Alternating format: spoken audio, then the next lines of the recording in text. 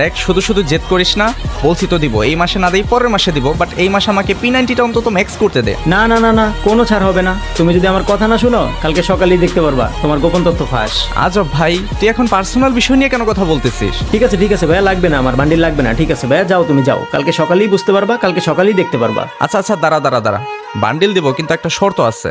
তুই এখন আমার সাথে একটা 1 vs 1 করবি, 4 রাউন্ডের খেলা হবে। 4 রাউন্ডে তুই যদি আমাকে হেডশট দিয়ে মারতে পারিস তাহলেই তোকে বান্ডিল দিব। তোর কাছ থেকে বান্ডিল নিতে আমার এখন কাস্টম খেলা লাগবে? কত নাটক দেখাইলা নাতি। কেন, ভয় পেলি নাকি? পারবি না আমাকে হেডশট দিয়ে মারতে? আরে ভাইয়া, ভয় পাবে তাও আবার রিফাত। রিফাত কখনো ভয় পায় না। যা তুই কাস্টম বানা। ওয়েট, এখানে কিন্তু আরো একটা শর্ত থাকবে। তুমি যদি আমাকে বডি শট দিয়ে মারো তাহলে কিন্তু আমি ব্যাগ দিয়ে দিব, তার মানে তুমি আর বান্ডিল পাবে না। মানে তুই বডি শট কাস্টম বানাবি? অবভিয়াসলি বডি শট কাস্টম বানাবো, আমি তোমাকে বডি শটে মারবো, কিন্তু তুমি আমাকে বডি শটে মারতে পারবে না। যদি একটা রাউন্ড বডি শটে মারো তাহলে আমি ব্যাগ দিয়ে দিব। আচ্ছা যা তুই কাস্টম বানা। তোর মতো হাসিবরে মারতে কি লাগে ওইটা আমি দেখতেছি। আসো খেলবো, খেলা হবে।